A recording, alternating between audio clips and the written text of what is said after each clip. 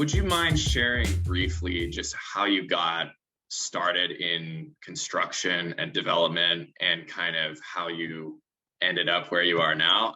Sure. Yeah, I started in Gainesville and ended up in Jacksonville in construction management, drawing architectural plans while I was going to school, hired by the same company once I graduated, and then jumped into estimating and architecture almost simultaneously, just based on the size of that builder. And then just kept that career path and enjoyed some of the aspects of design. And cost control is, the heartbeat of the construction business. So my forte is the cost control and the budgeting.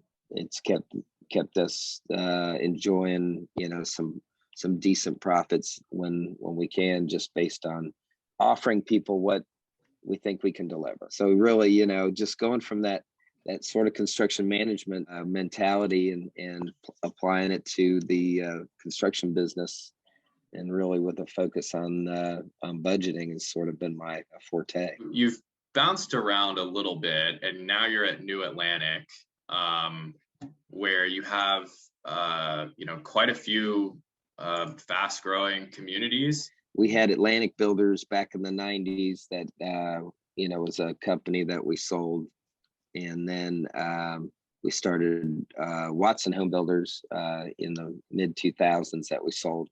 And so after the recession, we started with New Atlantic Builders, and started out during the 2009 to 2010 era, just picking up scattered lots. And then we kind of grew from there into subdivisions and building on a higher volume basis. So we've had some really successful projects that are from Amelia Island to Gainesville to St. Augustine, Ponte Vedra, and Jacks Beach. So and West Side Jacksonville. So we've been very fortunate to have some great communities. It's kind of exploding there right now. Well, I've never seen a market like this on either side, on the procurement side or on the selling side. We've never had a market this hot on the selling side, which is putting huge pressures on the commodities as lumber's gone through the roof and copper's gone through the roof, and labor's now increased. So we're like, on older contracts, we're caught, in a short, as it were, because of the when the house was actually sold and what prices were like.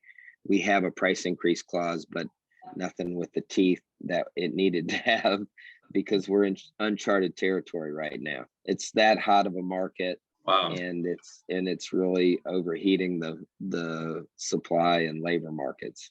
Yeah, and I want to talk about that.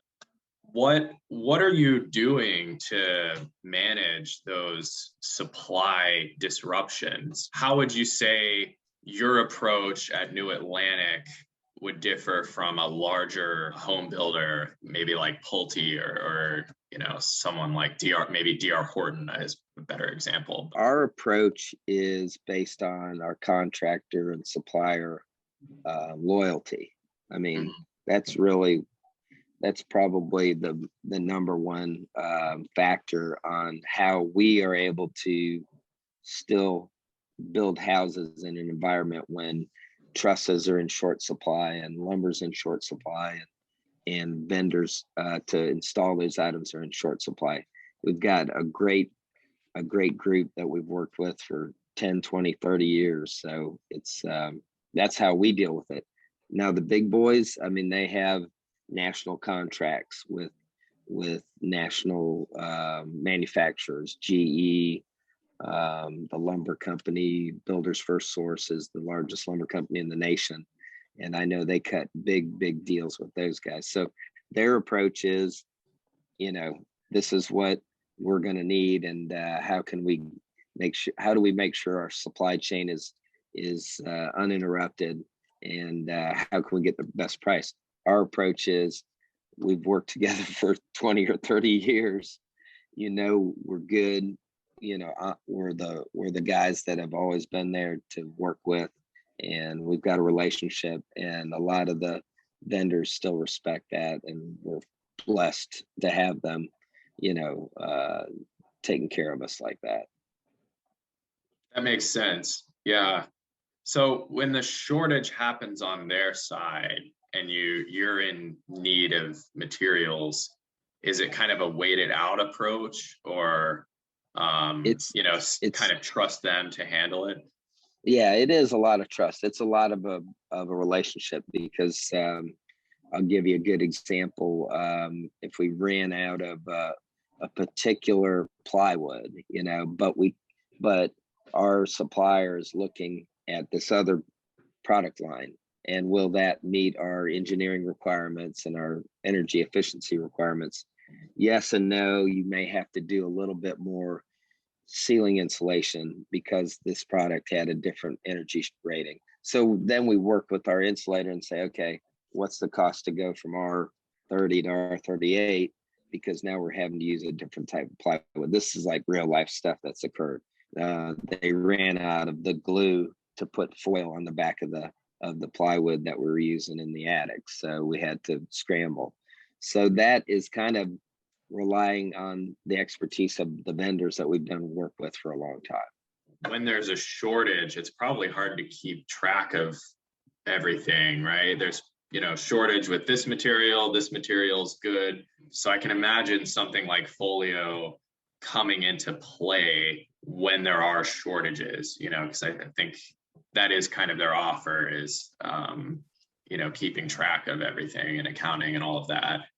I think it'd be a valuable tool if the vendors were feeding that information, because we have had some, like pattern changes in flooring, and if that was tied in with a flooring guy and he was able to broadcast that through that system to the people that were on the front lines with the buyers, then you could immediately make those changes. The problem is the ones that have already chosen colors and now their house is already under construction. And when is that going to pop up? Maybe folio has some sort of, I don't know, familiar enough with it, but maybe they have some sort of alert system that says, hey, by the way, remember this project, remember this product, it's no longer available per vendor, blah, blah, blah. So that would be a nice feature. The designers, the engineers behind this are always looking for suggestions like that. There seems to be this give and take between cost control and ensuring clients feel in control of their design. How do you manage that? Like, what would your kind of just general approach be to a situation where a client feels like... We have a design center in our model homes. Okay, it's not like a big carpet store or something, or like floor and decor, but it's the miniature version, inside of our model homes. So they do a lot of previewing of those products before they go in for their color selection. I'll use as to pick those products, and then maybe do some of those options that you're referring to. And that's sort of, they're they can touch it, they can feel it, they can see it. They can kind of get a feel for the costs, because we already have those costs laid out for those products based on their particular plan. So they are pretty acceptable of whatever the upgrade costs are for different products, because they're already familiar with them before they go in. I have had a couple of situations where, the internet's out there, so everybody shops the internet. And they said, well, hey, man, I can get this product a lot cheaper than that. And I say, and that's totally respectable, and I appreciate where you're coming from. But for us to do it while we're building your house and to have it installed professionally, this is what we have to charge for this product. And it sounds hollow, but when you really look at the cost of doing it post-closing, it's a no-brainer for them. And, nobody wants to, unless you're a tile guy by trade. Okay, yeah, just put carpet in, and then I'm going to tear the carpet out, put tile. Now, if you're a tile guy, if you're a real DIY person, then you know, I say knock yourself out, you know. So but people have a value time, you know, how much is their time worth, you know. So so we we have some pretty good agents, and we have some decent products that the vendors are always keeping updated, and so we're able to make those sales on the upgrades without much hassle. What does that look like for New Atlanta? If someone wanted to buy a home, are they selecting from pre-existing designs? Are they like selecting finishes and all of that? Yeah, what would you say about that? Well, we have typically 10 or 12 plans that we like to offer per community, and they'll have a couple different looks, you know, so that we don't have the same, you know, elevations on every house front. If there's a particularly popular plan, there always seems to be a plan that everybody likes. It's usually the model because it's already built.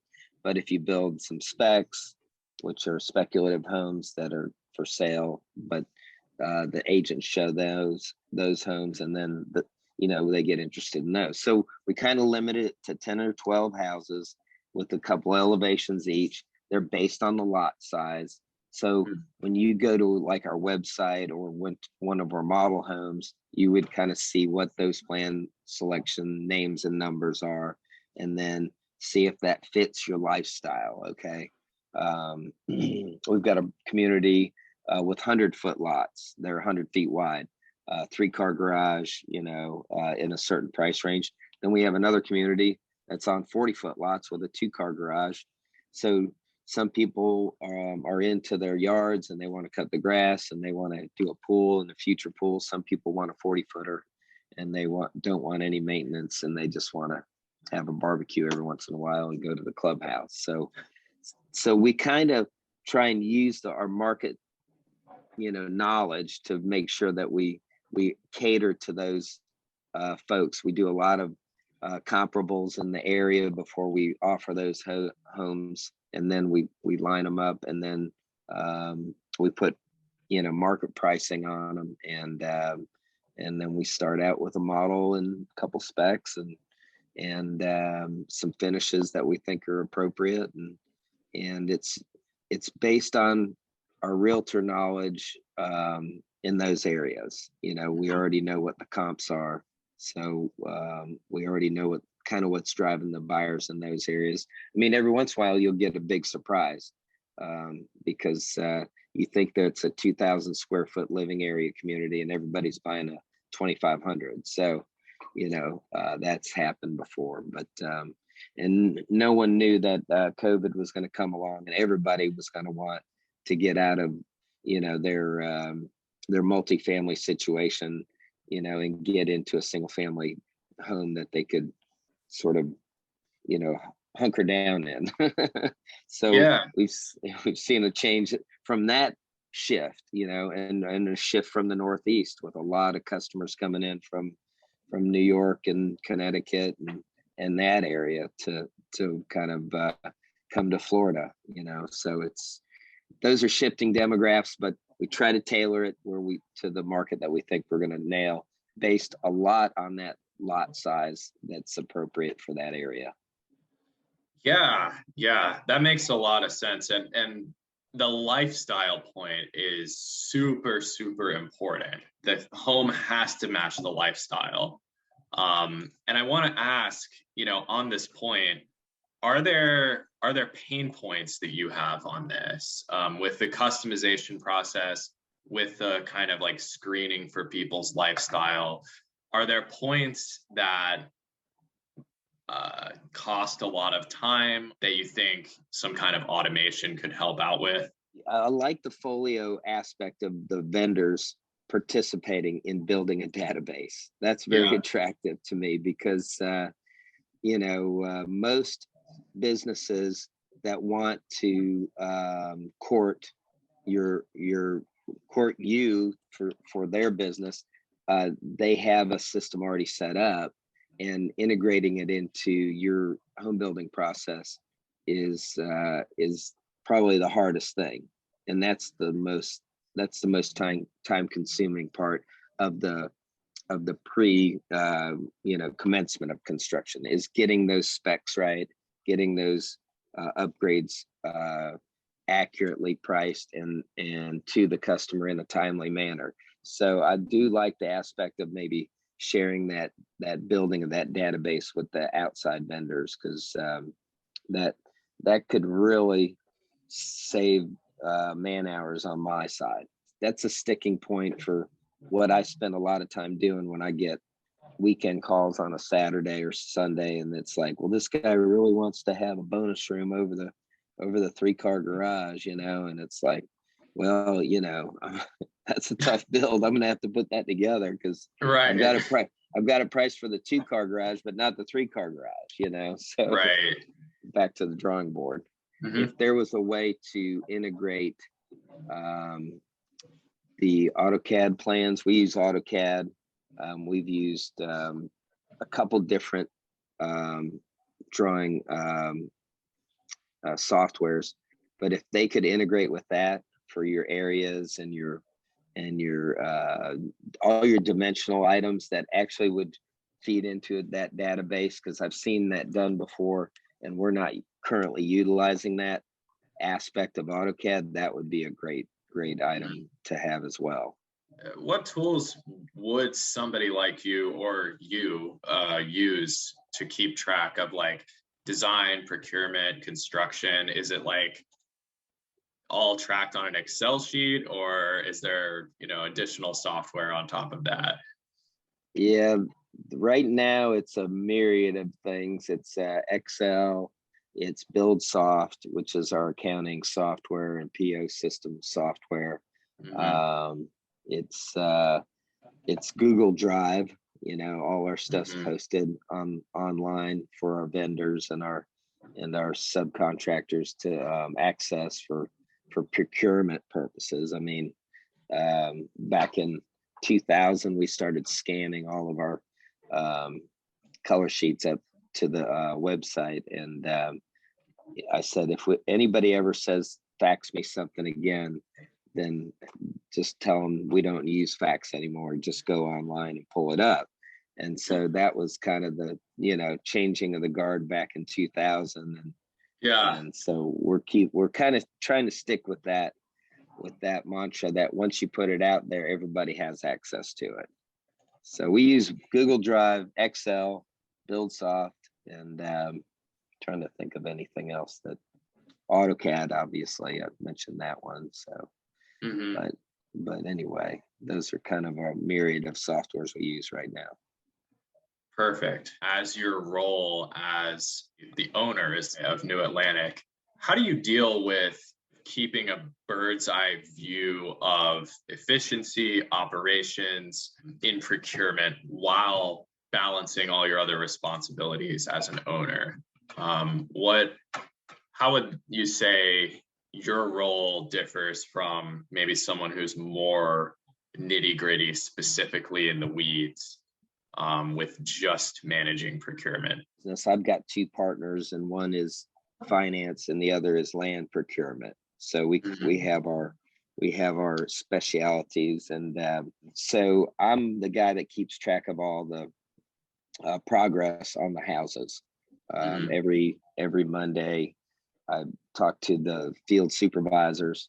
I get a photo of every house that I put into a database, so that I can see what stage the house is, and catch any errors when we're looking at it just on a picture basis. But at least I can get you'd be amazed, the whole picture that says 1,000 words. It's true. And so I get those every Monday, put together my reports. And when I'm talking to the guys, I get a feel for where we're at on issues. I mean, they tell me every issue and then some. And so mine's pretty hands-on from a construction 40,000 foot level down to where is the drywall guy to do the punch out, because why? Because the closing date's approaching. of course, that's what keeps us rolling, Yeah, So, absolutely. so if somebody that's just in procurement, I don't want to say they're isolated, and I'm not isolated just because I'm an owner, but I've seen construction versus sales, or construction versus estimating. I've seen these little rifts occur in the bigger companies, and that would be probably where I'm fortunate to have guys that or I'm fortunate to be able to talk to the guys and not really get into any issues with them about why didn't this house move, because you never sent out that roof package. I'm like, okay, I'll get right on that, so Right. so I've got a pretty straight relationship with those guys. But in a bigger company, you end up getting more secular with your different estimating and construction and sales departments. It sounds like communication is super important on that. It's huge. It's Yeah. Everything. It's no egos. It's no corporate BS. It's the whole thing, man. I mean, Yeah. communication is power. Right. So. Right. That makes sense. Well, I can't think of a better note to end us on there. Communication is power.